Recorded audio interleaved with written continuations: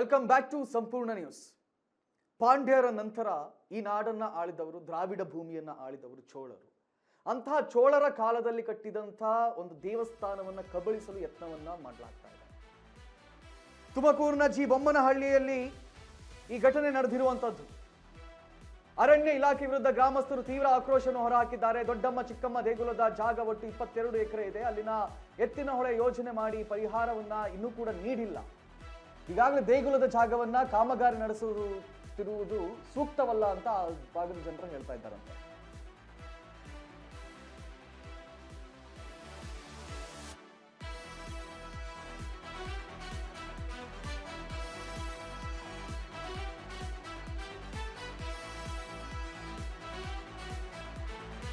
ಗ್ರಾಮಸ್ಥರು ಧರಣಿಯನ್ನು ಕೂಡ ಮಾಡಿದ್ದಾರೆ. ದೇವಸ್ಥಾನದ ಆಸ್ತಿಯನ್ನು ಕಬಳಿಸಬೇಡಿ, ಅದು ನಮ್ಮ ದೇವಸ್ಥಾನ. ಅರಣ್ಯ ಇಲಾಖೆಯವರ ವಿರುದ್ಧ ಧಿಕ್ಕಾರಕ್ಕೆ ಹೋಗಿದ್ದಾರೆ. ನೋಡಿ, ಚೋಳರ ಕಾಲದ ದೇವಸ್ಥಾನ ಅಂತ ಇದು.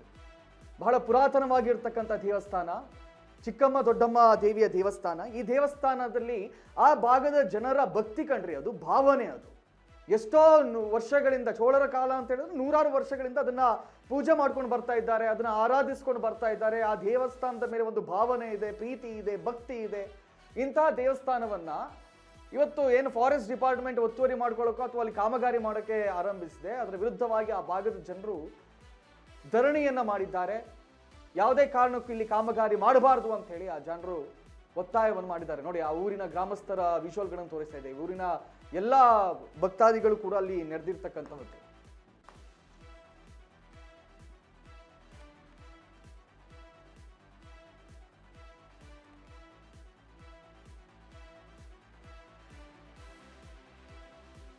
ದೇವಸ್ಥಾನದ ಆಸ್ತಿಯನ್ನು ಉಳಿಸ್ಕೊಳ್ಳೋಕ್ಕೋಸ್ಕರ ಗ್ರಾಮಸ್ಥರು ಧರಣಿಯನ್ನು ಮಾಡಿದ್ದಾರಂತೆ. ನೀವು ಏನೇನೋ ಯೋಜನೆ, ಆ ಯೋಜನೆ, ಈ ಯೋಜನೆ ಅಂತ ಹೇಳಿ ಕಾಮಗಾರಿಯನ್ನ ಮಾಡಿ ಪರವಾಗಿಲ್ಲ, ಆದ್ರೆ ನಮ್ಮ ದೇವಸ್ಥಾನ ಏನಿದೆ ನೋಡಿ, ನಮ್ಮ ದೇವಸ್ಥಾನ ಏನಿದೆ, ನಮ್ಮ ನಂಬಿಕೆ ಏನಿದೆ, ನಮ್ಮ ಭಾವನೆಗಳೇನಿದೆ, ಅದಕ್ಕೆ ಧಕ್ಕೆ ಬಾರದ ರೀತಿಯಲ್ಲಿ ನೀವು ಮಾಡಿ. ನಿಮ್ಮ ಯೋಜನೆಗೆ ಯಾವತ್ತಿಗೂ ನಾವು ತಪ್ಪು ಅಂತ ಹೇಳಲ್ಲ. ಅದು ಎತ್ತಿನ ಹೊಳೆ ಯೋಜನೆ ಆಗಿರಲಿ, ಬೇರೆ ಯಾವುದೇ ಯೋಜನೆ ಆಗಿರಲಿ, ನಾವು ಅದನ್ನ ತಪ್ಪು ಅಂತ ಹೇಳಲ್ಲ. ಆದ್ರೆ ಆ ಭಾಗದ ಗ್ರಾಮಸ್ಥರ ಭಾವನೆಗಳಿಗೆ ಬೆಲೆ ಕೊಟ್ಟೆ ಅದನ್ನು ನಡೆಸಬೇಕಾಗತ್ತೆ. ಸೊ ಅಧಿಕಾರಿಗಳು ಏಕಾಏಕಿ ಒಂದು ದೇವಸ್ಥಾನವನ್ನ ಭಾರತದಲ್ಲಿ ತೆರವುಗೊಳಿಸೋದು ಅಂತ ಹೇಳಿದ್ರೆ ಅದು ಸಣ್ಣ ಪುಟ್ಟ ವಿಚಾರ ಅಲ್ಲ. ಯಾಕಂತ ಹೇಳಿದ್ರೆ ಆ ಸ್ಥಳ ಏನಿದೆ, ನಮ್ಮ ನಂಬಿಕೆಗಳ ಪ್ರಕಾರವಾಗಿ ಆ ಸ್ಥಳದಲ್ಲಿ ಒಂದು ದೈವ ಅಥವಾ ದೇವರು ಇದ್ದಾರೆ ಅಂತ ಹೇಳಿದ್ರೆ ಆ ಸ್ಥಳದಿಂದ ದೇವರನ್ನ ಎತ್ತಿ ಇನ್ನೊಂದು ಕಡೆ ಕುಳಿಸಬೇಕಾದ್ರೆ ದೊಡ್ಡ ಬ್ರಹ್ಮ ಕಲಶೋತ್ಸವಗಳಾಗಬೇಕು, ಬೇರೆ ಬೇರೆ ಆಚರಣೆಗಳಾಗಬೇಕು. ಹಂಗೆ ಸುಮ್ಮನೆ ಏಕಾಏಕಿ ಎತ್ತಂಗಡಿ ಮಾಡಿಬಿಡೋಕೆ ಅದೇನೋ ಗೂಡಂಗಡಿಗಳಲ್ಲ, ಅಥವಾ ಈ ಫುಟ್ಪಾತ್ ಮೇಲೆ ಇರುವಂಥ ಅಂಗಡಿಗಳು ಅಲ್ಲ. ಬದಲಿಗೆ ಅದು ದೇವಸ್ಥಾನ. ಅದು ಯಾವ ಕಾಲದ್ದು? ಚೋಳರ ಕಾಲದ್ದು. ಸೊ ಆ ಸಂದರ್ಭದಲ್ಲಿ ಕರ್ನಾಟಕ, ತಮಿಳುನಾಡು ಅನ್ನುವಂಥ ಬೇರೆ ಬೇರೆ ರಾಜ್ಯಗಳು ಕೂಡ ಇರಲಿಲ್ಲ, ದ್ರಾವಿಡರು ಅಂತಿತ್ತು. ಆ ಕಾಲದ ದೇವಸ್ಥಾನವನ್ನ ಈಗ ಕಾಮಗಾರಿ ಹೆಸರಲ್ಲಿ ಏಕಾಏಕಿ ಎತ್ತಿಯೋದು ಯಾವುದೇ ಕಾರಣಕ್ಕೂ ಸರಿಯಲ್ಲ ಅಂತ ಆ ಭಾಗದ ಗ್ರಾಮಸ್ಥರು ಧರಣಿಗೆ ಮುಂದಾಗಿದ್ದಾರೆ. ಮನವಿಯನ್ನ ಕೂಡ ಸಲ್ಲಿಸಿದ್ದಾರಂತೆ. ನೋಡಿ, ಮನವಿಯನ್ನ ಬಹಳ ಏನು ಗಲಾಟೆ ಏನು ಮಾಡದೆ ಶಾಂತಿಯುತವಾಗಿ ಅವರೆಲ್ಲರೂ ಧರಣಿ ಮಾಡಿದ್ದಾರೆ.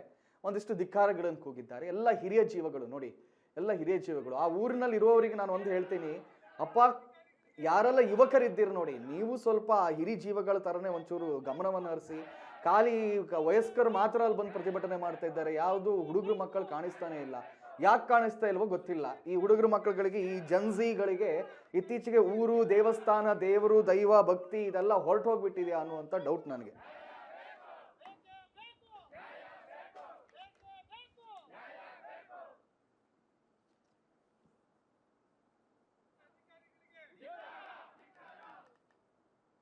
ವೀಕ್ಷಕರೇ, ಸಂಪೂರ್ಣ ನಾವು ಈ ದಿನ ವಿಶೇಷವಾಗಿ ಏನು ತುಮಕೂರು ತಾಲೂಕಿರ್ತಕ್ಕಂಥ ಜಿ ಬೊಮ್ಮನಹಳ್ಳಿ ಅನ್ನೋ ಗ್ರಾಮಕ್ಕೆ ಭೇಟಿ ಕೊಟ್ಟಿದ್ದೀವಿ ನಮ್ಮ ಸಂಪೂರ್ಣ ತಂಡ.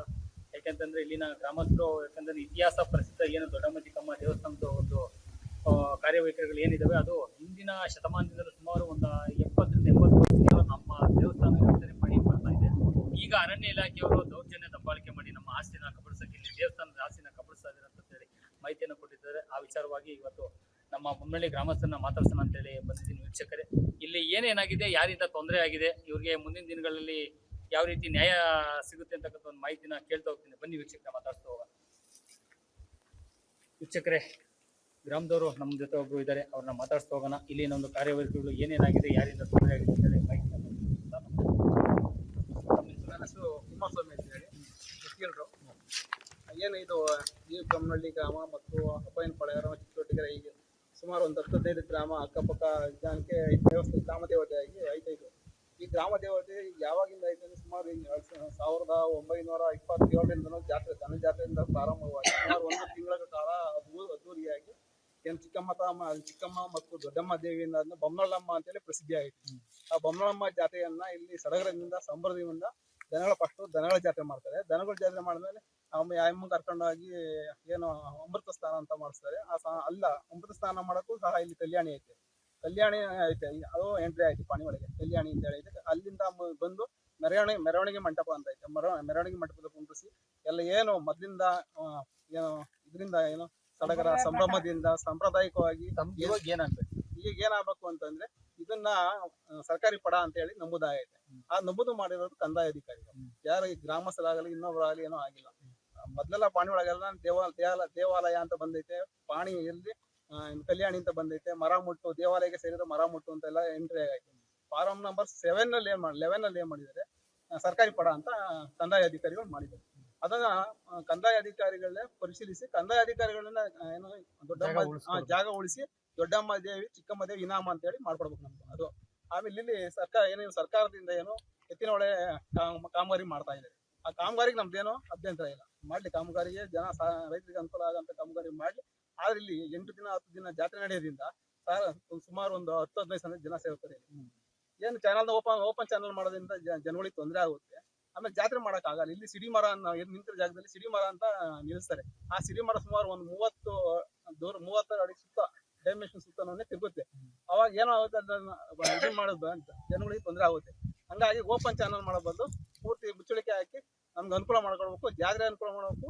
ಆಮೇಲೆ ಏನು ನಮ್ಮ ಮುಖ್ಯ ಉದ್ದೇಶ ಏನು ಅಂತಂದ್ರೆ ಫಾರೆಸ್ಟ್ನರ್ ಇದು ಯಾವುದೇ ಫಾರೆಸ್ಟ್ ಸೇರಿ ಚಾನಲ್ ಇದು ಏನು ಮೊದಲಿಂದ ನಮ್ಮ ಪುರಾತನ ಕಾಲದಿಂದ ನಮ್ಮ ಹಿರಿಯರು ಬೆಳೆಸಿ ಬಂದಿರೋಂಥ ಗಿಡಗಳನ್ನ ಈಗ ಏಕಾಏಕಿ ನಾವು 300 ಮರದಿಂದ ಮೇಲೆ ಐತೆ ನಾವು